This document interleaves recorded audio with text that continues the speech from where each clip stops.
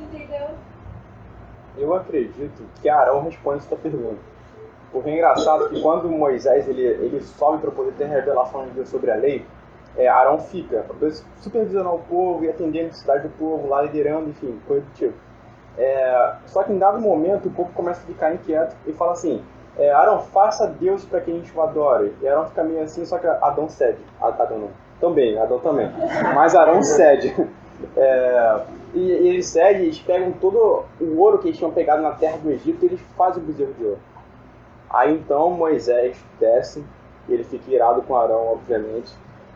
Só que Arão dá uma resposta para ele. E é o seguinte: esse povo é propenso ao mal. Esse povo é inclinado ao mal. O que eu estou querendo dizer?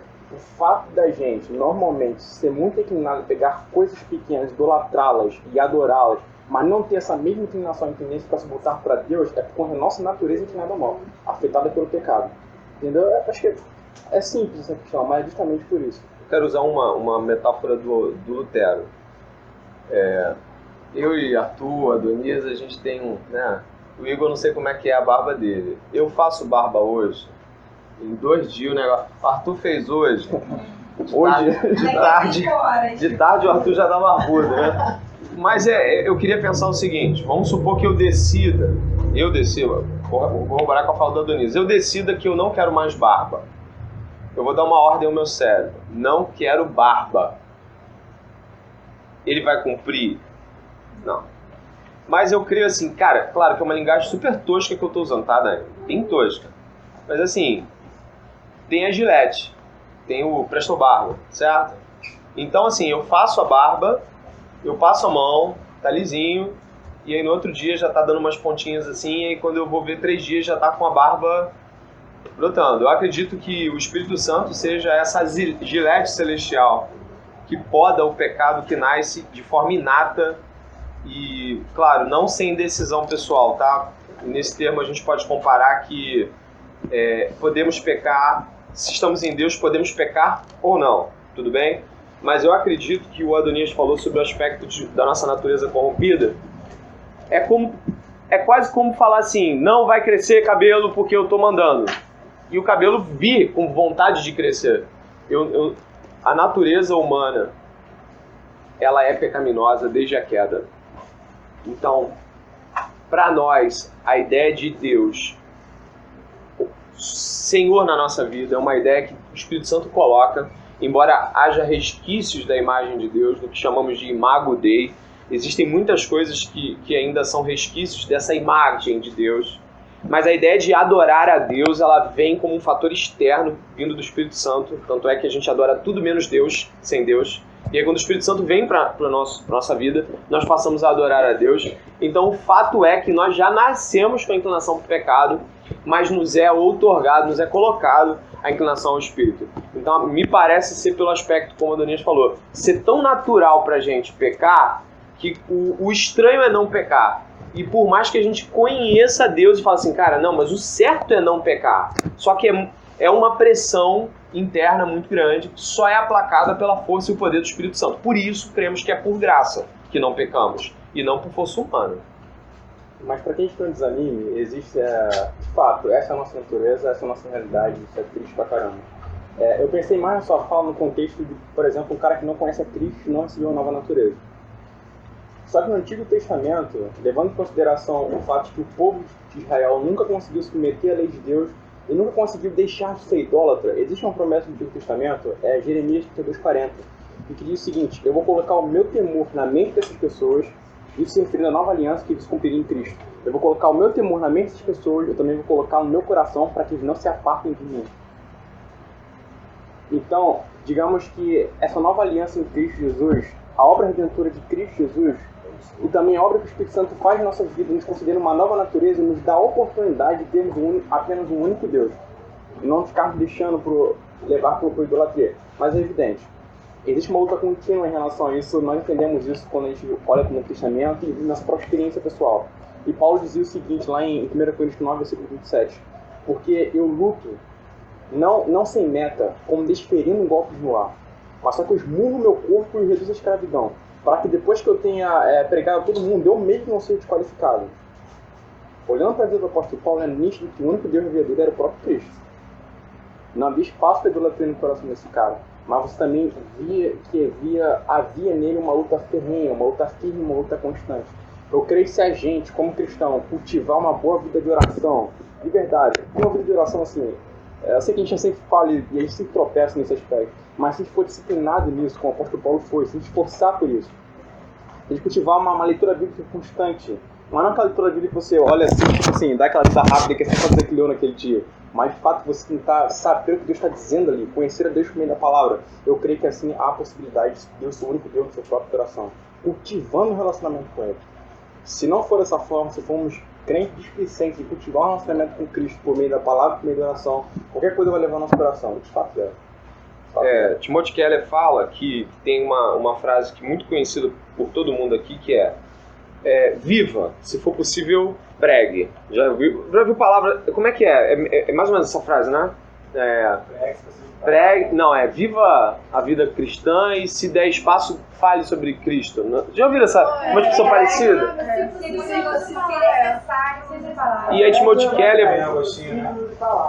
Keller, muito sabiamente, ele refuta essa frase dizendo que ela só tem meia verdade, ou na verdade 10% da verdade. Sim, que a gente tem uma vida cristã a qual deva seguir, mas a fé vem pelo ouvir. Portanto, assim, se a fé vem pelo ouvir, eu devo pregar a palavra.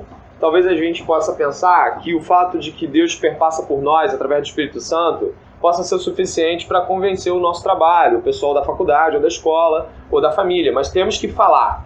Então, quando você não sabe quem Deus é, você fica... Primeiro, você não vai ter um reflexo correto daquilo que Deus é na sua vida, mas você também não vai falar. Tem que saber quem Deus é. Não pode não saber. Não é uma escolha que um cristão fala, não, eu vou saber um pouco de Deus para... Sabe, tem cristão que ainda fala assim, só o que eu sei de Deus já é mais que o pessoal lá da igreja. Isso é uma arrogância e ao mesmo tempo uma idiotice. Porque se fosse assim, cara, Paulo tinha que ter tirado já a aposentadoria dele muito cedo, porque ele sabia muito mais do que eu e você, pelo menos é o que parece nas cartas. Então, nós estamos aqui iniciando um projeto de atributos de Deus, como disse, sim, pretendo muito contar com quem gosta de ministrar a palavra aqui, para nas próximas semanas a gente poder falar sobre quem Deus é. A gente falou 1 hora aqui, 40 minutos, sobre a importância disso, né? Tá dada a importância, assim, reconhecem a importância disso. Depois a gente faz comentários. Vou começar aqui por um, aí a Adonias vai seguir por outro. Eu vou falar uns 15 minutos aqui, depois a Adonias também uns 15 minutos, para a gente poder dar tempo da galera trocar uma ideia com a gente também. Eu vou trabalhar a ideia de Deus enquanto verdade. Né? Eu gosto muito disso, me atrai essa temática teológica, Deus enquanto verdade, mas não porque me atrai, porque é necessário. Se todos puderem abrir reverentemente suas Bíblias no livro de João, nós vamos encontrar no Evangelho de João, nós vamos encontrar em João 18, mas lá no finalzinho, né? João 18, o diálogo de Jesus com Pilatos, que é parte daquilo que pode ser o nosso diálogo aqui hoje. João 18, Jesus está lá conversando, já apanhou pra caramba, já está prestes a ser levado para a crucificação, mas aí um último diálogo com Jesus. Tem Pilatos ali, né? E aí podemos ler o verso 36. Primeiro, verso 35, Pilatos fala assim: porventura sou eu judeu? A tua própria gente e os principais sacerdotes é que entregaram a mim. Que fizestes? Pergunta Pilatos, perguntando para Jesus, Pilatos.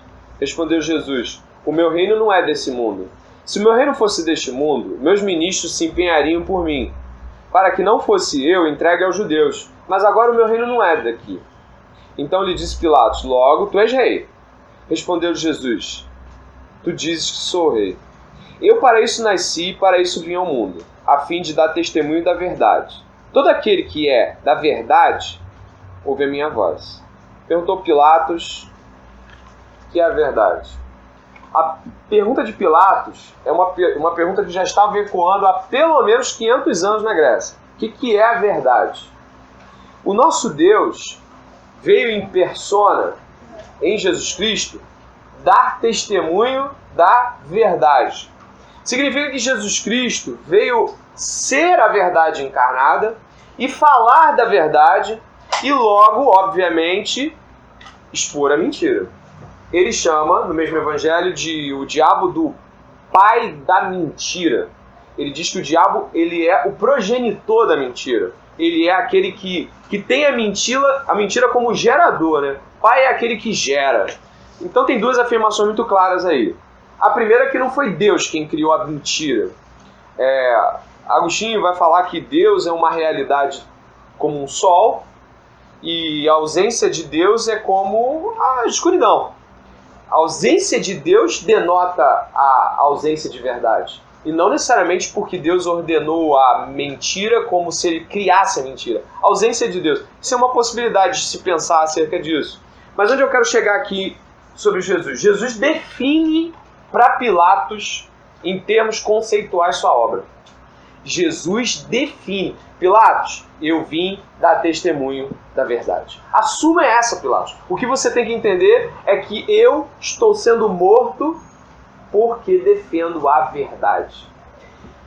Isso indica que Deus tem um compromisso com um tipo de conhecimento e dentro desse tipo de conhecimento ele coloca determinadas coisas como verdade e expõe determinadas coisas como mentira. Algumas coisas têm que ficar claras. Por exemplo, a primeira delas é que não há um meio termo a qual possamos usar. Ou é verdade, ou é mentira. A segunda é que o Deus da Bíblia diz ser a verdade. O verdadeiro Deus, como Adonias falou. Significa isso que não existe margem para Alá. Não existe margem para que Allan Kardec esteja certo. Não existe margem para que a nova era, ou mesmo os paganistas, ou mesmo, de repente, aqueles que advogam santos da Igreja Católica possam estar certos quanto a determinados aspectos. Porque Deus, o Deus bíblico, o Deus cristão, ele diz, eu sou a única verdade. Então, em termos de relativismo, o cristão não pode ser relativista. Ele não pode crer que outra religião, senão a do próprio Deus vivo, é a religião verdadeira. Podemos cair nesse engano ao falar assim, não, mas olha só, o cara está caminhando direitinho, ó, é espírita, é candomblessista. Não é sobre ser espírita ou ser sobre candomblessista. É sobre o Deus verdadeiro. Se esse cara foge à ideia do Deus verdadeiro, esse cara vive uma mentira. E ele pode viver uma mentira dentro do evangelho? Pode ser um evangélico vivendo um pseudo-Deus. Ou não pode? Pode. Pode. Eu acho muito legal Jesus não ter falado assim, eu vim dar testemunho dos profetas.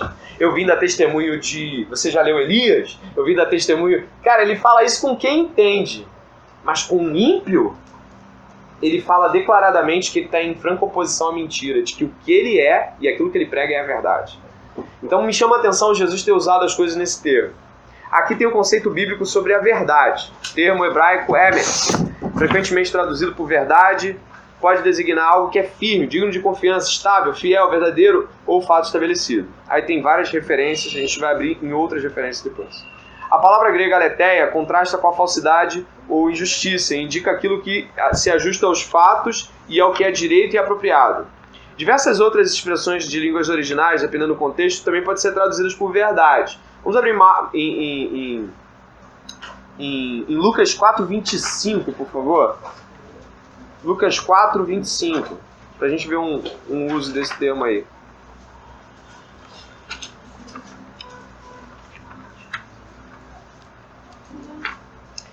Jesus começa usando essa palavra aletheia em grego, né? Lucas 4:25, leia, quem começa, só o comecinho aí, ó.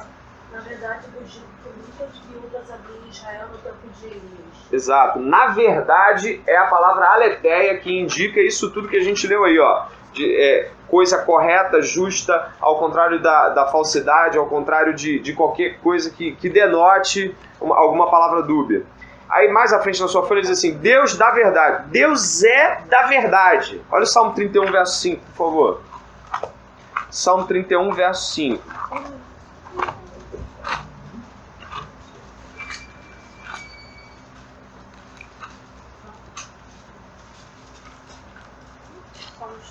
Salmo 31, verso 5. Quem achou pode ler.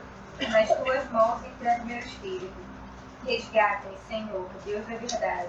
Aí tem uma fala aí que lembra declaradamente a fala do próprio Cristo na cruz. E tem a afirmação, Deus Da verdade. Então há um compromisso de Deus com a verdade. Eu quero parar aqui para fazer uma observação pastoral. O pecado, ou um dos pecados menos combatidos na igreja, é mentira. Você não vê sermão sobre. Você não vê quase estudo da escola dominical sobre. Mentira. O que é mentira? Faltar com a verdade. Aquela coisa simples. Eu e você estamos conversando, você conta metade. E você sabe que se contar o resto vai dar ruim. Eu e você estamos vendo uma propaganda de televisão e a gente sabe que aquilo é mentira. Nós estamos ouvindo um noticiário e a gente sabe que tem metade de uma visão acerca de algo. Isso é mentira. Mas isso é pouco combatido em nosso meio. Existem coisas no nosso coração, por exemplo, vou te dizer coisas assim muito simples. Vamos supor que eu seja uma pessoa que tem abertura com você. Tá? Não vou dizer isso para todo mundo, mas eu tenho abertura com você. E aí, tá tudo bem? Não está, mas você diz está. E você acha que pelo fato de você não querer falar é o suficiente para dizer que está tudo bem. Não, isso é mentira. Acho que é mais fácil você dizer assim, não está, mas eu não gostaria de falar. Só que para ficar bem você mente. Não, tá tudo legal.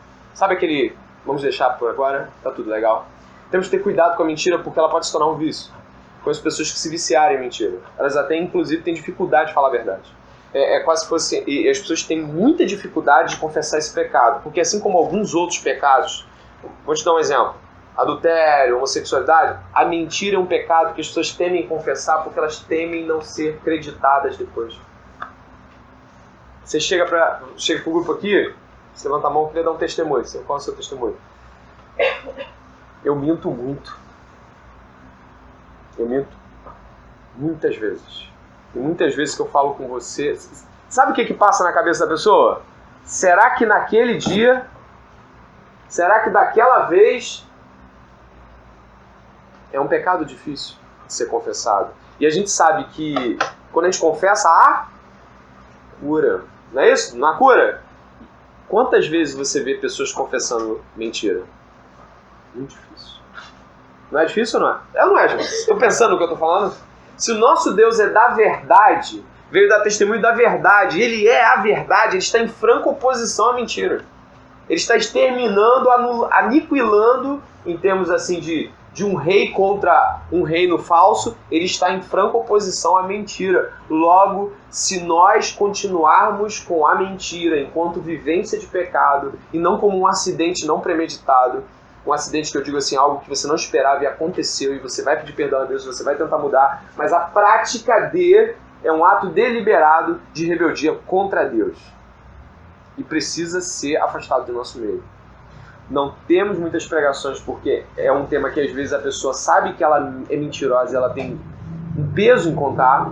Né? Quantos aqui já mentiram e em seguida ficaram super pesados? Só eu? Mais alguém? Você fica mal, cara. Você fica assim, o que eu vou falar? Você tá entendendo? O que eu vou falar? Pior, aí eu chego pra ela e falo, Adonia, sabe aquela coisa aqui? Dá um exemplo aqui, sei lá, Emmett aqui. Eu não sei o que é Emmett, aí ele levanta a mão ali. Não sabe, o cara não sabe. Emmett, eu sei que é Emmett. Um pouco de hebraico? Emmett é claridade. Não sabe nada, tá querendo se enturmar. Tá querendo... Mas mentiu. Mas mentiu. E vai levantar a mão. Tem como saber que esse irmão mentiu? Não tem. A não ser que você vai cavar lá o dicionário grego, o hebraico lá. E aí sabe o que acontece? A pior coisa que tem é que Deus mostra. Deus tem um compromisso muito grande com a verdade. Ele vai mostrar as nossas mentiras.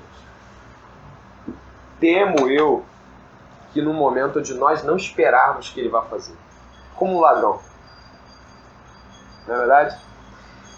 Quer falar alguma coisa? Não, pode prosseguir. Verdade? Verdade. André, Isso é uma brincadeira. Oi. isso aconteceu comigo. Um tempo atrás a gente fazia missão na Unig, né? Muito tempo atrás. Eu acho que poucas pessoas foram daqui.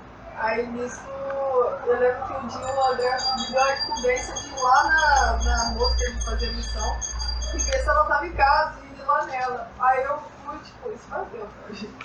Eu em julho, legal. Aí nisso eu cheguei perto da casa, não vou não. Aí eu fui, Falei com o André no outro dia, André, e aí, você foi lá? Eu fui, claro, fui lá.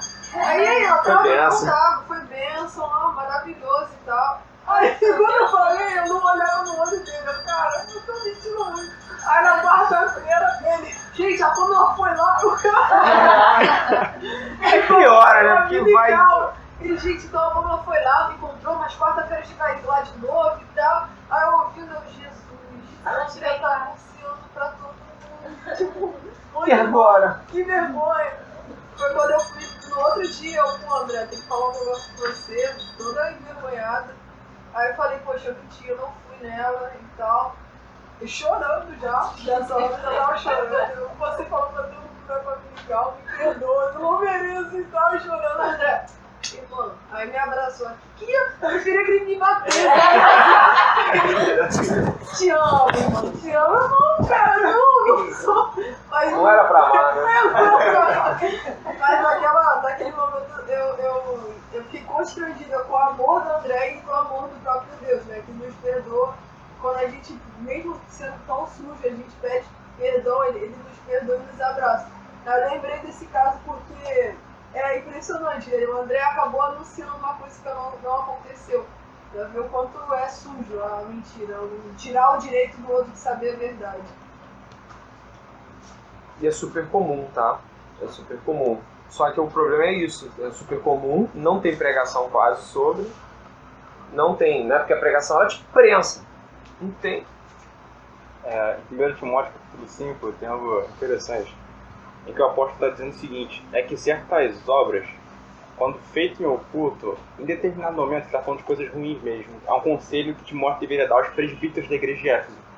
Certas obras feitas em oculto, pecaminosas, numa hora vai se manifestar. E ele fala o seguinte, mas só que as obras verdadeiras e boas, as obras realmente centradas em Cristo, para a glória de Cristo, também vão se manifestar. Entendeu? Ainda que nenhum dos olhos tenha visto também. Então é perigoso. É algo que a gente faz contra nós mesmos quando a gente faz uma mentira pública. E isso vai crescendo, vai tomando outras dimensões, outras pessoas vão ficando sabendo dessa mentira como verdade, só que uma hora Deus vai revelar essa mentira. De fato, Deus vai revelar, porque a Bíblia diz que Ele vai revelar. Se a gente não teme isso, é porque a gente não crê na palavra de Deus. Então, Ele vai revelar, e isso vai ser muito ruim pra gente. E isso nos revela o Pai, né? Porque o Pai é verdade. E só mais um caso, eu lembro que no Tive Frio, a gente encontrou um morador de rua. Aí esse morador de rua, o David ficou de dar um colírio pra ele, que ele tava com o olho, nem se sabe, tava com o olho quase ficando cego. Aí no outro dia a gente foi lá, eu e o David, ele entregou uns colírios, e ele olhou assim, cara, pra mim você não ia trazer, porque eu falei agora com eu já não queria saber mais de Deus, porque eu falei agora com uma irmã aqui, falou que é pastora, falou que ia dar um colírio, pegou o nome, foi aqui do outro lado da drogaria, e voltou falando que não tinha. Aí eu fiquei, poxa, mas eu acabei de ir lá. O cara tinha acabado de ir lá, mas era caro. Aí a moça foi lá, viu que era caro, voltou, não tem. Então esse cara já não queria mais ver Deus, porque olhou, se eles falam que é filho de Deus e mentem, impossível, né? Aí ele, poxa, com o seu testemunho eu posso ver que Deus realmente existe, ele é verdade. Porque, imagina, o cara não ia conhecer a Deus por causa da mentira dessa mulher. Agostinho de Hipona, você vai ver ele na sua folha, diz assim, uma frase do Agostinho no livro dele, Livre-Arbítrio. Deus, pois, existe. Ele é a realidade verdadeira e suma acima de tudo. E eu julgo que essa verdade não somente é objeto inabalável da nossa fé, mas que nós chegamos a ela pela razão, como sendo uma verdade certíssima, que ainda que sua visão não nos seja muito profunda pelo conhecimento. Agostinho diz que Deus é a verdade que define o que é. Fora de Deus não é. Ele não é a verdade porque alguém disse e ensinou ele a verdade. Ele é a verdade enquanto a definição dela. Deus gera a verdade. Ele é a realidade toda. Francis Schaeffer vai por essa linha também. Olha aí, ó. Acredito que quando a Bíblia diz que Deus é o Deus da verdade, essa afirmação é muito mais profunda do que geralmente alcançamos. Está dito ali que Deus é a verdade no sentido de que Deus é o Deus da realidade, que é apenas um Deus e uma realidade. E quem não conhece Deus, nem a realidade que vem, né, que advém do conhecimento, desse conhecimento de Deus, inclusive o mundo tal como ele fez e tal como é agora debaixo do pecado, não tem Deus e vive em um universo que de fato não existe. Um universo não verdadeiro, no sentido profundo de não real. Creio que foi isso o que levou a filosofias como existencialismo, positivismo lógico. E mais, acredito que esse universo de não Deus e de irrealidade é um produto da grande mentira do pai da mentira, o diabo. Uma completa perversão. Francis Schaeffer. Muito profundo, né? O Marcos deve estar lá. O Marcos está se deleitando ali no Francis Schaeffer, né? O Marcos está alegre. Eu vi a palavra lógica em algum texto aqui, Marcos. Eu vi aqui em algum.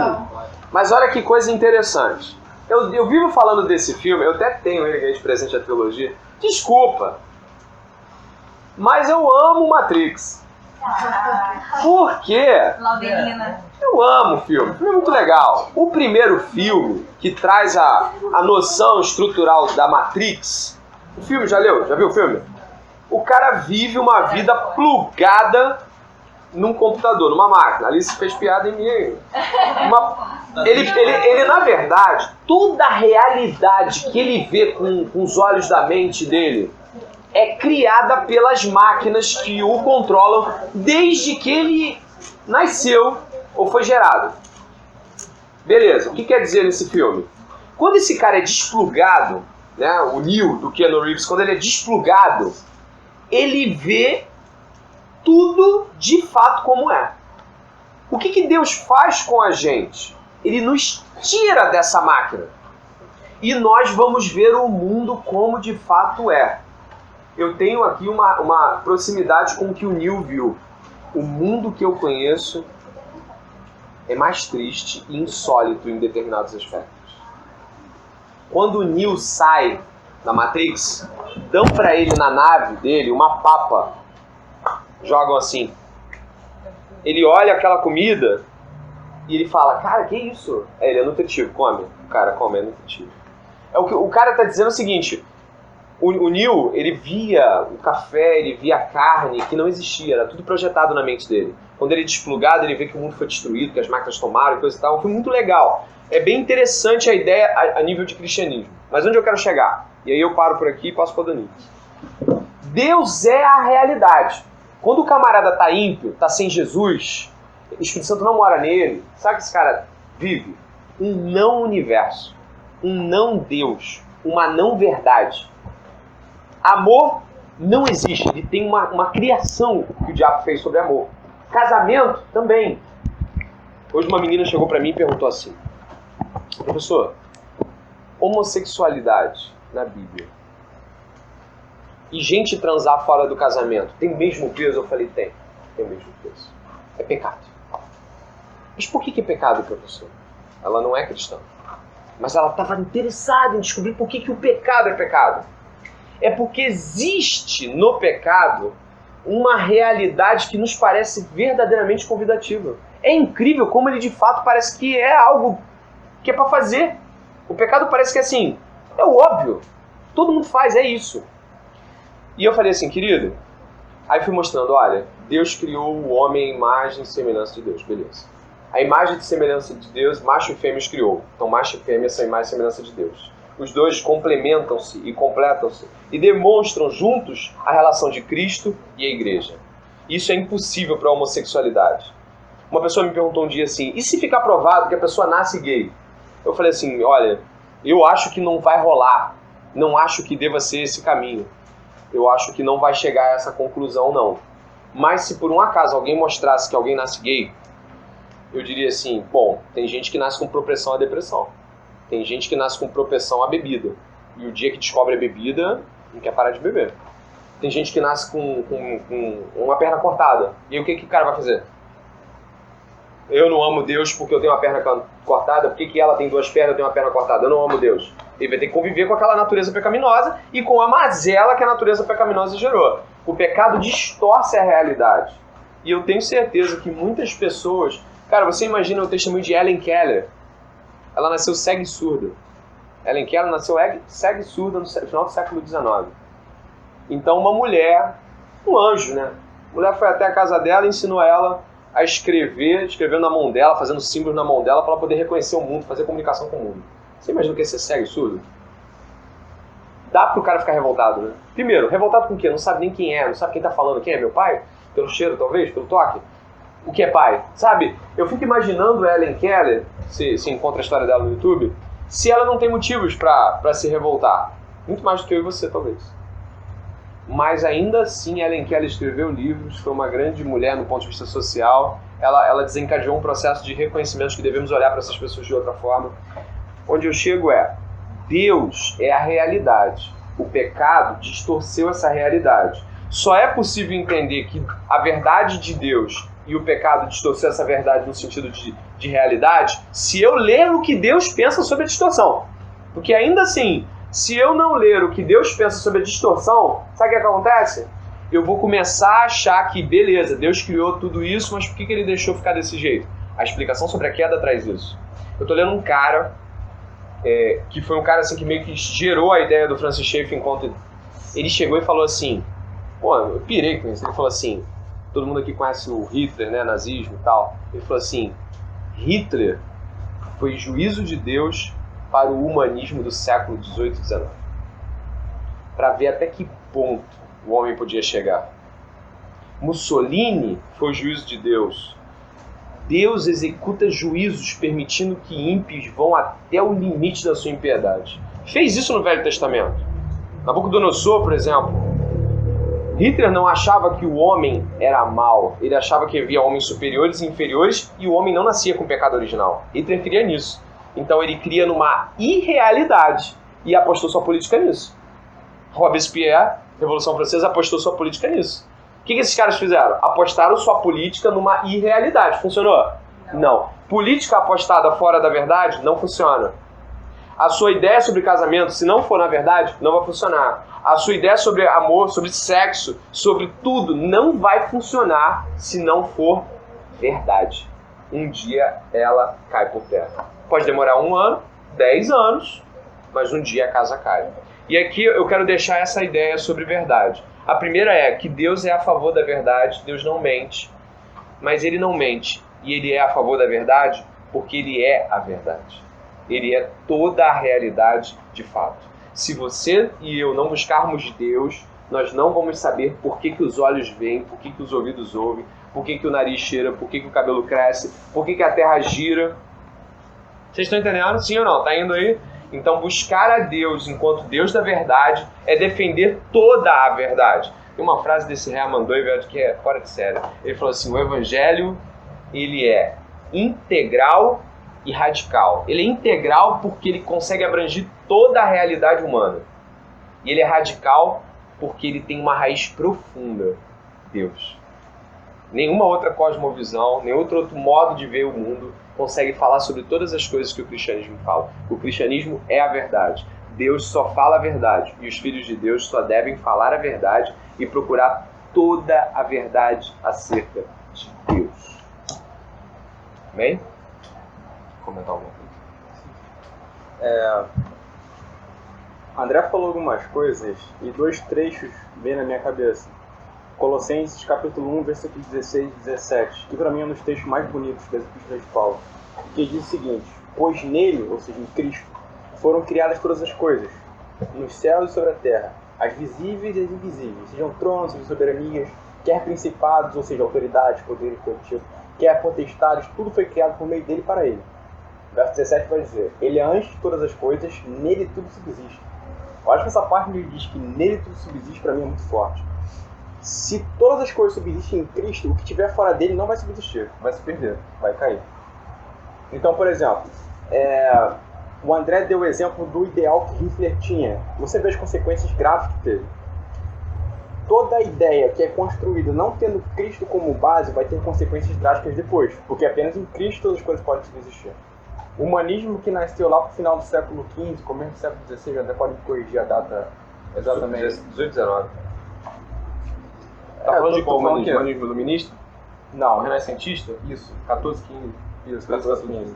13, 14, 15, enfim. Mas 16 teve o apogeu dele lá, onde surgiu Erasmo ali, Thomas More. Aí 16 por 17. Isso aí. Mas enfim. Meu Deus, vamos parar com isso aí, por favor. Linha 7. O que eu tô querendo dizer. São várias histórias. Quando chega o Renascimento, quando vem a ideia humanista, no que consistia a ideia humanista? É resgatar algumas coisas da cultura greco-romana, como por exemplo, o homem é medida de todas as coisas. Francis Schaeffer, no livro A Morte da Razão, vai dizer que quando você colocou, quando os homens no caso colocaram essa ideia de que o homem medida todas as coisas, com o passar do tempo as consequências foram ficando muito graves em relação a isso. Foi virando uma bola de neve, entendeu? E hoje a gente tem um relativismo, a gente tem um pluralismo muito grande na maneira de pensar, justamente porque foi semeada uma ideia errada há muito tempo atrás. Hoje a gente está num tempo onde as pessoas não têm absoluto, justamente porque as pessoas começaram a tomar o homem como medida de todas as coisas. Se o homem é tomado como medida de todas as coisas, toda a ideia que ele construir pode ser desconstruída por outro homem, entendeu? Porque o nível de autoridade é a mesma. Vocês conseguem entender? Apenas quando Deus estabelece uma coisa, todos os homens têm consciência que essa ideia absoluta que foi estabelecida por um ser superior, acima de vocês, transcendente, todos devem se submeter, aí sim as ideias ficam fixas, ficam firmes e não se movem.